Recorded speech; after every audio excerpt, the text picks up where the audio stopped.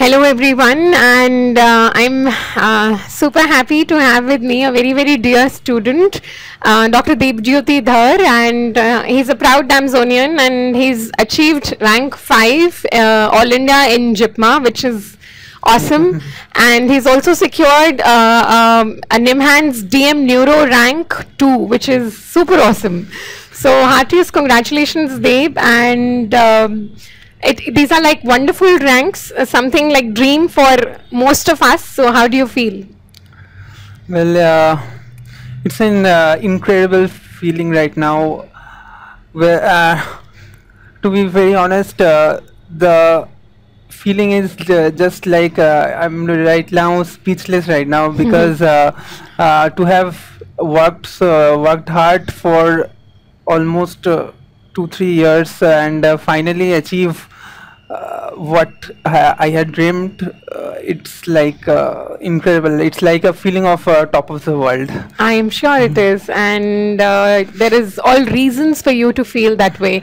And as I said, he's really worked hard for last 2-3 years, and yes, he's been a student with us right from the foundation batch, and then he followed it up with a test and discussion course this year, and landed up with wonderful ranks. So Deb, we are here to help juniors, your colleagues, people who are listening out to you, and to learn from you. How should one strategize to get single-digit ranks in all exams that you gave, and especially such esteemed institutions, right? So how did Deb start his journey, and how did he move forward and achieve these goals?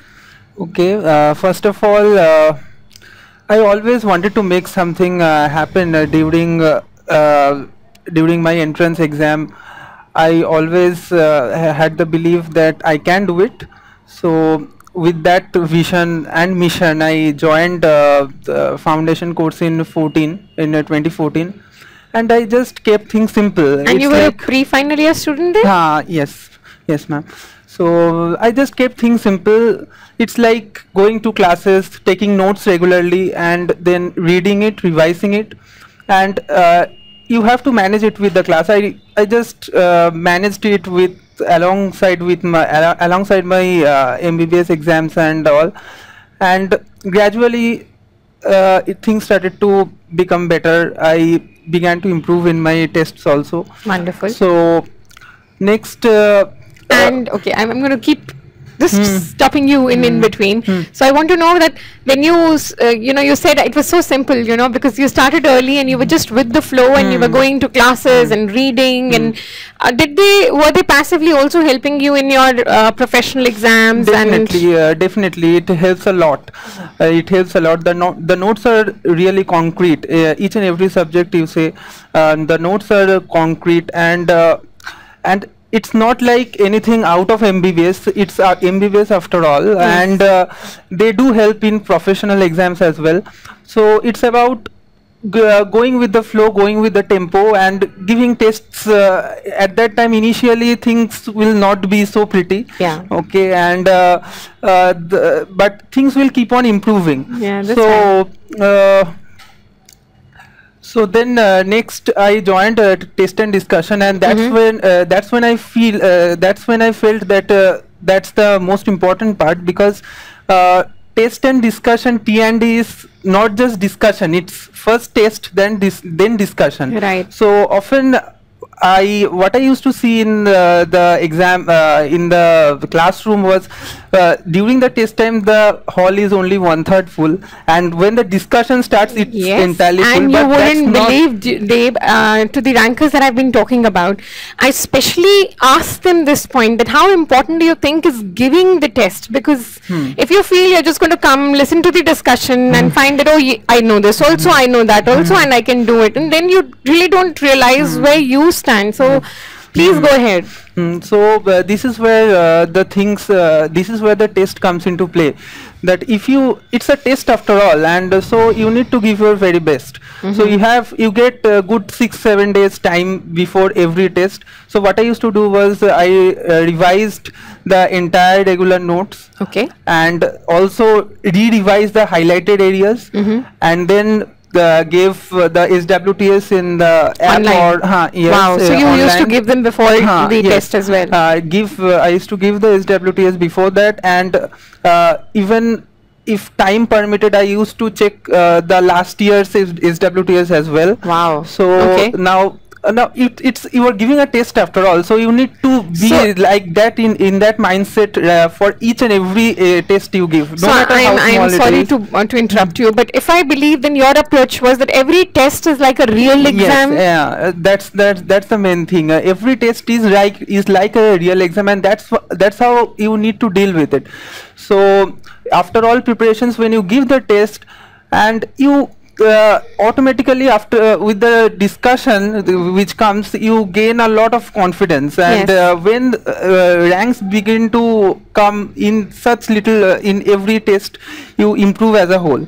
Yes. And then another thing is when you are doing the in the discussion which follows the test, I used to carry a highlighter and mark the things which are not in the notes, the extra things, and so that you don't carry any work to home. Yes, it's like because our test papers are built like that, that there are going to be some questions which are predictive of the next year's new pattern or something extra that should give you an edge over the others. And it's better to mark it then and there, so that you don't have to search it again. That's wonderful. And maybe on that night itself, and or even the next day, you can complete the highlighted areas again, and that's it, you are done with the subject. Right. You can easily Perfect. move on to the next subject With the confidence that you have done justice to it. If you keep doing for each and every subject things, your preparation level automatically keeps on improving day by day. Okay, I'll interrupt you here again. I want to know from you, you have already told us the importance of sitting and giving the test. How important is it also to follow the test schedule? So is it okay that I give one, then I skip another one, and I give one, and I skip a few? No, that's not the real approach. Ideal approach should be to just hold on to the schedule. Even if you say miss some areas, even if you have some discussion part left to be studied, you can do it later, because T&D will get over in maybe in June end or July. So 70 to 80% you can cover it up right during the course as well. Right. And also every week you may not have classes, so whenever you get 1 week gap, you can really capitalize on that. Right. And maybe give one GT in that time also. Okay, so that's the way you need to utilize time, and time is the most critical thing. That's so true. That's so true. And if I am understanding your strategy correct, you've tried to use whatever resources DAMS was providing you, whether they are in the form of subject-wise online test, or it's a test T&D paper of a live T&D, or it's a grand test paper. So which means you did add along with your notes, which you said you relied on, you added a spectrum of questions to understand the approach as well.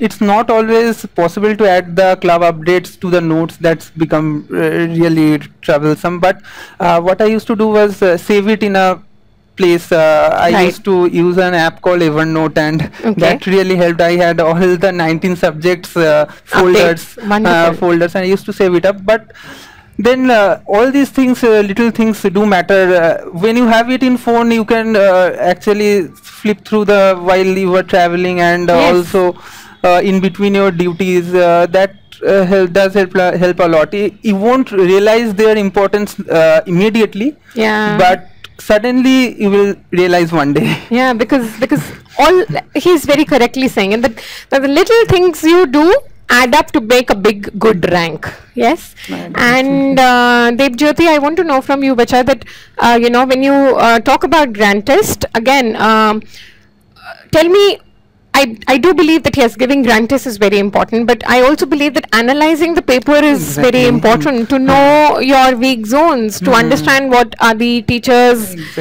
sort of trying to say are important topics. So how did you utilize that and the videos of the GTs as well?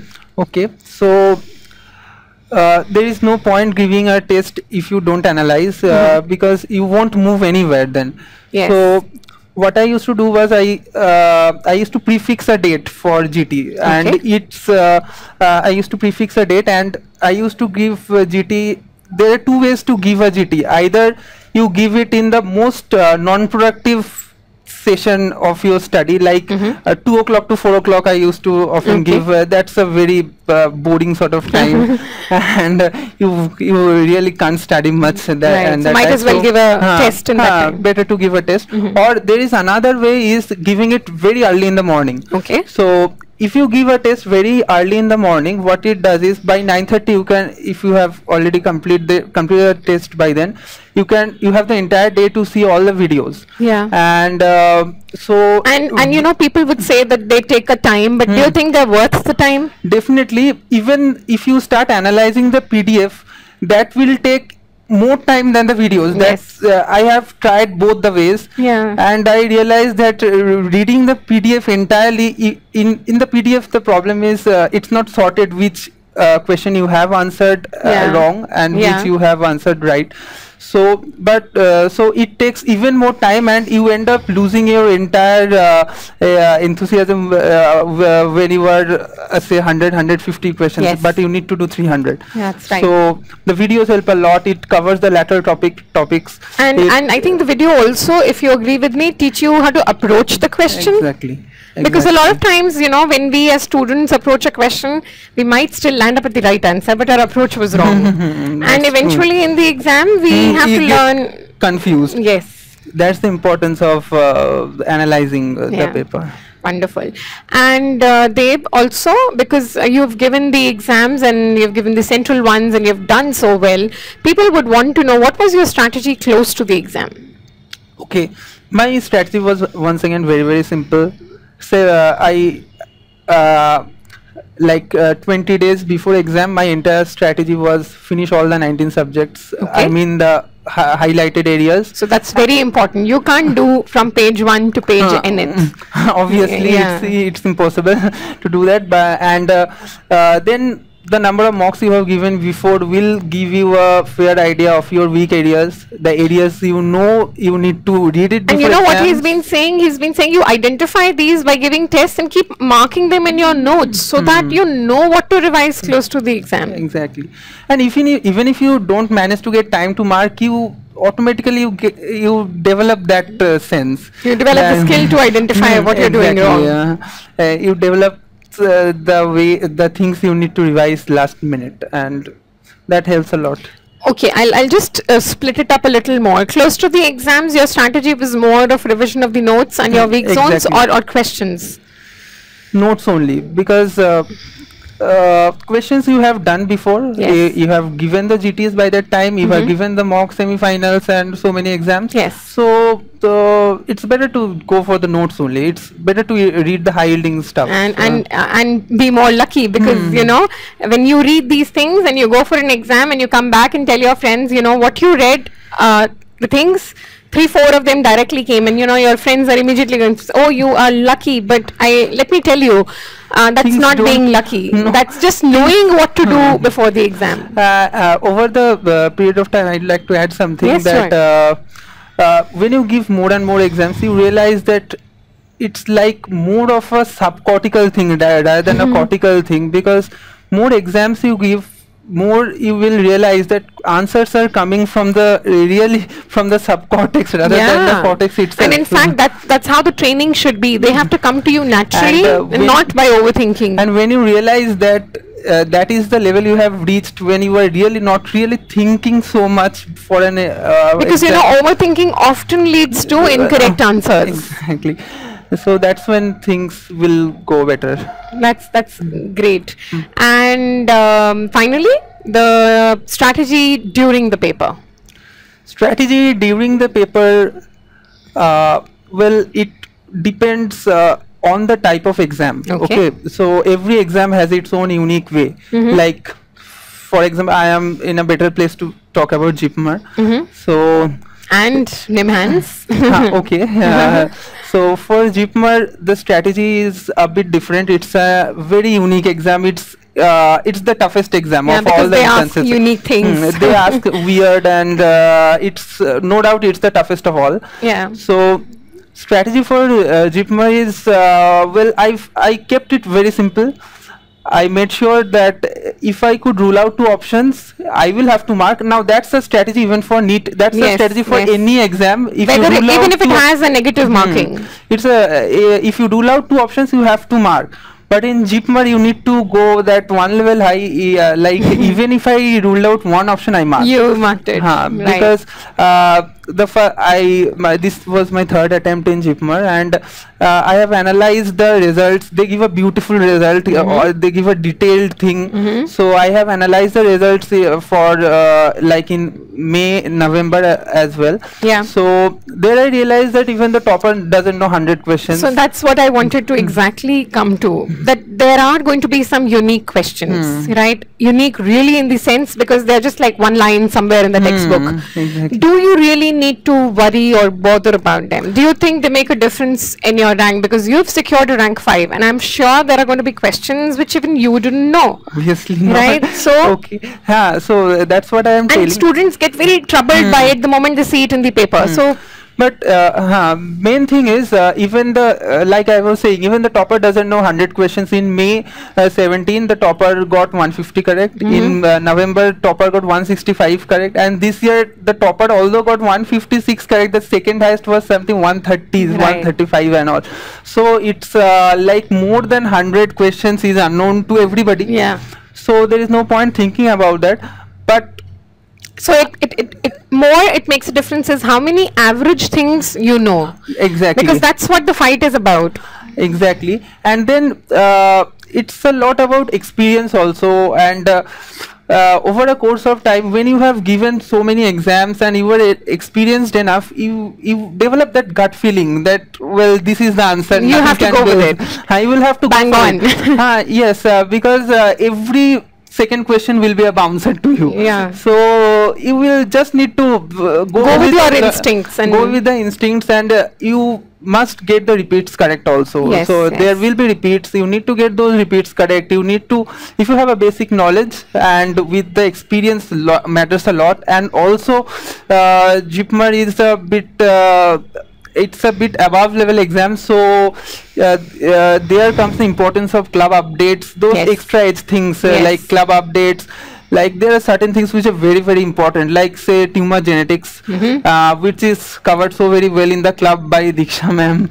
And then things like genes and genes and all genetic associations of the diseases, which they are fond of asking. They are very, very fond of asking that. And then newer drugs in pharma. So these are the real little things you need to make good homework about. And so if you have done that, and I think there is no reason to be afraid of JIPMER. I have seen a lot of patients, not patients. It's okay. We doctors are used to it. I have seen a lot of my friends, and also to be not to appear for even JIPMER after because one attempt. They say that they get depressed after the which exam. Which is a very incorrect way of approaching. That is not the thing. If you don't give an exam, you are already ruling yourself out for a definite chance. So you never know which exam might click for you. That's so true, and that's so inspiring as well. Wonderful, and it's such a pleasure. I can just go on and on and on talking to him, because he's giving it heart and out to you people the way he's done it, and I am sure that you can use his strategy to to go on the right track and therefore achieve your goals as well. And do you want to add something? One more thing I would like to add. There is a difference between an exam like JIPMER and say another exam like NIMHANS. In NIMHANS, questions will be lot simpler in fact. But then if you see the toppers marks, it's 83%, more than 83, almost close to 84%. So the margin of error is negligible almost. You miss one question and you are gone. So that's what I said. What is the most important thing for most of these exams is how many average level questions can you do correct. It doesn't matter if you are doing some bouncers incorrect. It wouldn't make a difference, neither to pull you down nor to pull you up. Exactly. But yes, the medium and the slightly good level questions is what is going to decide your rank as well. So focus on your basic knowledge, how you can use it to rule out certain things, rule in certain things, and then go all out in the exams. Exactly, Yes, wonderful. And now, Deb, any teacher that you want to comment upon? I was asked the same question even during NIMHANS interview, but then it's a game of 19 subjects, and every subject is important. Each and every one of them will play a role. And so, well, all the DAMS faculty, my regards to them. He is very sweet. Whatever has happened in my life over the past 2 months, it's all because of them. No, that's not true. He's been working very hard, and he's a very dedicated student. And I'm sure he's going to be an equally or even more dedicated a doctor, and he's going to pursue his DM neurology from NIMHANS and be a superstar. He already is, and he's just going to keep adding now little feathers in his cap. And I am sure you are going to. And we wish him all the very best for that. Thank you so much, ma'am. And may God keep blessing you in future as well, and you keep smiling and shining. God bless you so much. Thank you so much, ma'am.